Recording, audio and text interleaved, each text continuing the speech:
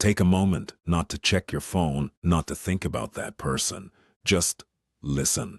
Relationships have become complicated, not because love has changed, but because people have stopped understanding themselves. Today, everyone wants connection, but very few want responsibility. Everyone wants attention, but few know how to give respect, even to themselves. If you've ever felt confused in a relationship, if you've ever been ghosted, if you've ever given more than you received, or stayed longer than you should have, this video is for you. As the Stoics like Marcus Aurelius believed, if you are distressed by anything external, the pain is not due to the thing itself, but to your judgment about it. Let's talk about relationships, calmly, honestly, and without illusions. Part 1. Attachment versus love. Let me ask you something. Do you miss the person, or do you miss how they made you feel about yourself? Most people don't fall in love. They fall into attachment. Attachment sounds like, I can't live without them. What if I never find someone else? I need them to be okay. Love sounds different. I enjoy their presence. I choose them, but I don't lose myself. I am whole, with or without them. Here's the hard truth. Attachment is fear wearing the mask of love. Fear of being alone, fear of starting again. Fear of silence. The Stoics, Seneca, warned against this long ago. No person has the power to hurt you unless you give it to them. When you attach your happiness to someone else's behavior, you give them power over your peace. Example, someone replies late. Your mood changes. Someone pulls away. Your confidence collapses. That's not love. That's dependency. Love should add to your life, not become the foundation that everything stands on. Ask yourself honestly, are you choosing them freely, or are you holding on because you're afraid to let go? Part 2. Self-respect in relationships. Here's something most people learn too late.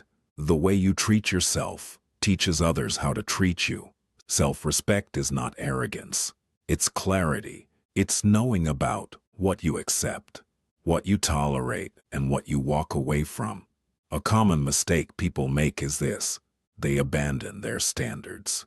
To keep someone interested, they reply instantly while being ignored. They forgive the same behavior again and again. They stay silent to avoid conflict. But every time you do that, you send a message. I am willing to shrink to be chosen. The Stoics believed strength was quiet. Respect yourself enough to walk away from anything that no longer serves you. If someone disrespects your time, mocks your emotions, keeps you uncertain, treats your presence as optional, that's not something you have to fix. That is something to think, observe, and respond to. You don't need to argue. You don't need to explain endlessly. Sometimes the most powerful response is distance. Remember, you don't lose people by having boundaries. You lose people who benefited from you having none. Part 3. Ghosting and silence. Let's talk about ghosting, a word that didn't exist before, but the behavior always did. Ghosting hurts not because someone left, but because they left without clarity. Silence creates questions. Questions create self-doubt. You start wondering, did I do something wrong? Was I not enough? Should I have said something different? Here is the Stoic perspective. Ghosting says more about their character than your worth. A person who values you will communicate. A person who respects you will not disappear. When someone shows you who they are, believe them the first time. Silence is an answer, distance is information, and chasing clarity from someone who avoids honesty only deepens the wound. A Stoic response to ghosting is simple. No chasing, no begging, no self-blame. You acknowledge the pain, but you don't turn it inward. Rejection is not always a loss.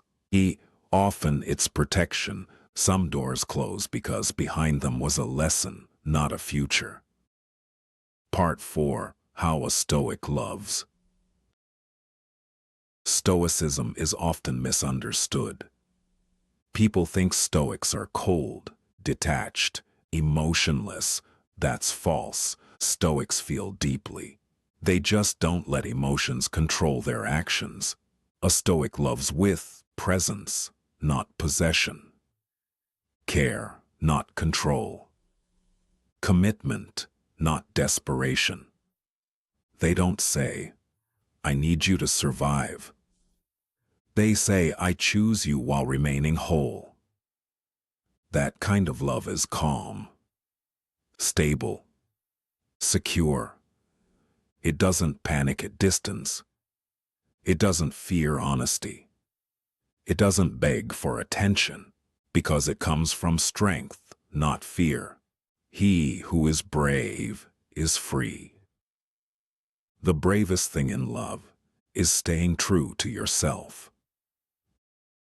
Conclusion. If there's one thing to remember, it's this. Relationships should not cost you your dignity. Love should not require you to disappear. Connection should not demand self-betrayal. If someone stays, appreciate them. If someone leaves, let them, not with bitterness, not with resentment, but with understanding. Sometimes walking alone for a while is better than being with someone who makes you feel alone. You have power over your mind, not outside events. Realize this, and you will find strength. Marcus Aurelius. Guard your peace, honor your self-respect, and choose relationships that allow you to grow, not beg. If this resonated with you, sit with it, reflect on it, and remember, the strongest relationships begin and stay forever when you have a strong relationship with yourself.